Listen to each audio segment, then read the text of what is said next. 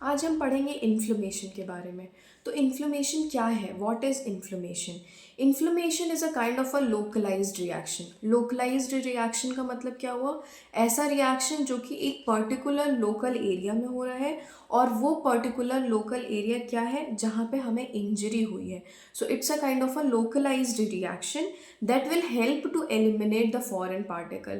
That will help to eliminate the foreign particles का means जो area में injury हुई है उस एरिया में रिएक्शन होगा। उस रिएक्शन का ये काम होगा कि वो फॉरेन पार्टिकल्स को एलिमिनेट करे और हमारा साइट ऑफ इंजरी को दोबारा से रिपेयर करे फर्दर डीलिंग्स के लिए। हमारे को कोई भी चोट लगती है, हमें कोई चोट लग रही है, वो हमें रिपेयर होने के लिए हमें उसे टाइम देना होता है, और वो टाइम पीरियड जिसमें वो हमारी चोट रिपेयर हो रही है वही प्रोसेस इन्फ्लेमेशन कहलाता है। अगर इसको सिंपल भाषा में कहेंगे, so inflammation is a kind of a localized reaction that occurs at the site of injury, and that will eliminate the foreign particles and will prepare the site for repair.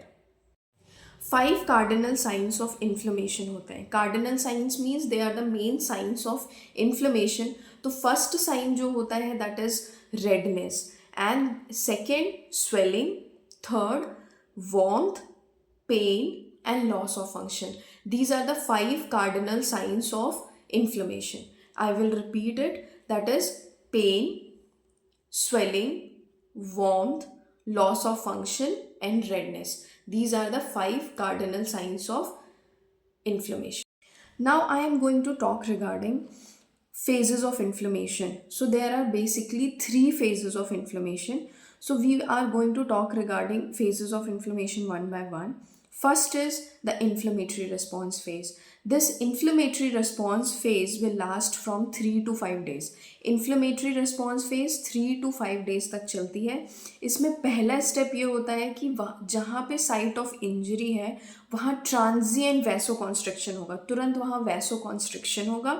Soon after vasoconstriction धीरे धीरे वहाँ पे vaso dilation होगा और vascular permeability वहाँ पे बढ़ जाएगी।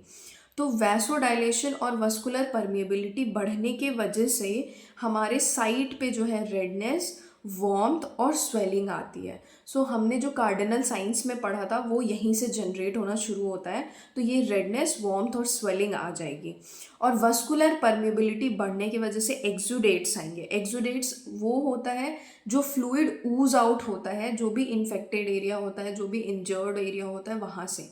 तो एक्सुडेट्स में हमारे प्लाज्मा आता है, प्लाज्मा प्रोटीन्स आते हैं, फिर बहुत सारे ल्यूकोसाइट्स आते हैं। तो ये सब क्या करते हैं, जब एक्सुडेट्स फ्लूइड की तरफ, या जो exudate is a kind of a fluid जिसमें हमारे प्लाज्मा प्रोटीन और हमारे ये ल्यूकोसाइट्स आ रहे हैं, न्यूट्रोफिल्स आ रहे हैं। तो बेसिकली ल्यूकोसाइट्स आर डब्ल्यूबीसी के अंदर ही हमारा न्यूट्रोफिल्स आता है। तो ये जब भी आएगा तो वो क्या करेगा, वो कहाँ जाएगा, वो टिश्यू की तरफ जाएगा, इंजर्ड टिश्यू की तरफ जाएगा। जब टिश्यूज़ की तरफ जाएगा तो वो एक प्रेशर क्रिएशन करेगा। उस प्रेशर क्रिएशन किस पे करेगा, नर्व एंडिंग्स पे करेगा।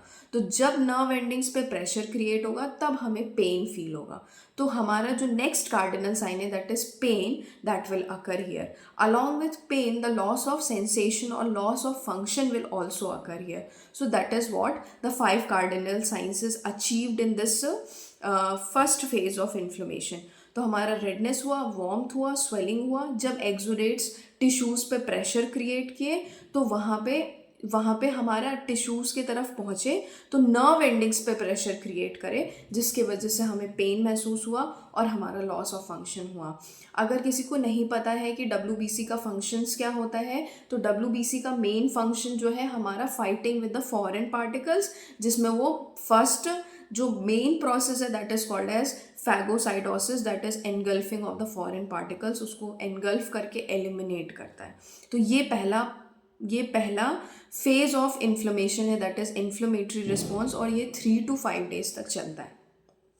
नेक्स्ट आते हैं phase 2 of inflammation that is called as repair and regeneration. यहाँ क्या होता है कि repair and regeneration basically 2 to 8 weeks तक चलता है, जिसमें न्यू कोलेजन फाइबर्स बनते हैं। Collagen fibres is a kind of a meshwork बनता है जो हमारे इंजर्ड एरिया पे बनता है, बट यहाँ हमें ध्यान रखने वाली बात ये है कि दिस कोलेजन फाइबर जो भी बनेगा मैश वर्क की फॉर्म में वो बहुत ही वीक होता है एंड इज ससेप्टेबल कि वो ब्रेक हो जाएगा। कोई भी अग्रेसिव एक्टिविटी अगर होगी उस एरिया पे तो वो ब्रेक होने के चांसेस होते हैं। तो बेसिकली रिपेयर और रीजनरेशन में फॉर्मेशन ऑफ फाइबर्स होता है या फॉर्मेशन ऑफ कह सकते हैं फॉर्मेशन ऑफ कोलेजन फाइबर्स होता है जो उस एरिया को इंटैक्ट करने में अब मदद करेगा। Coming towards the last phase of inflammation that is remodelling and maturation phase. In remodeling and maturation phase, this phase will last from months to year. ये phase कुछ महीने से लेके कुछ साल तक चल सकता है, जिसमें कि हमारे पिछले फेज में वीक फाइबर्स का फॉर्मेशन हो चुका था।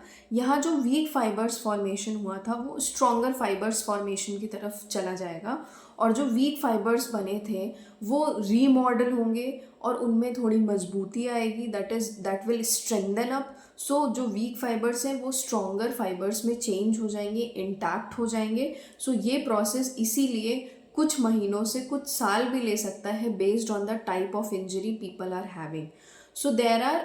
So we have discussed all the three phases. The first phase was inflammatory response phase. Second was repairing phase, that is the repair and regeneration phase. And third was the remodeling and the maturation phase. मेरे द्वारा लिया गया inflammation का topic अगर आपको समझ में आया हो तो प्लीज़ मेरे वीडियो को लाइक करिएगा और इसे शेयर करिएगा उन बच्चों तक जिन्हें शायद इंग्लिश में समझने में दिक्कत होती है। और बहुत सारे ऐसे बच्चे, मेरे ट्रेनिंग के टाइम पे भी बहुत सारे ऐसे बच्चे थे जिनको इंग्लिश में समझने में दिक्कत होती थी, पर वो ट्रेनिंग में आए हैं तो उनका पढ़ना, उस चीज़ को पढ़ना उनका हक है, तो उनको वो ज़रूर शेयर करिएगा ताकि उन तक ये नॉलेज पहुंच सके। और आपका लाइक, आपका कमेंट या आपका शेयर करना मुझे बहुत ही प्रोत्साहन देगा ताकि मैं आगे भी वीडियोस बना सकूं। Thank you.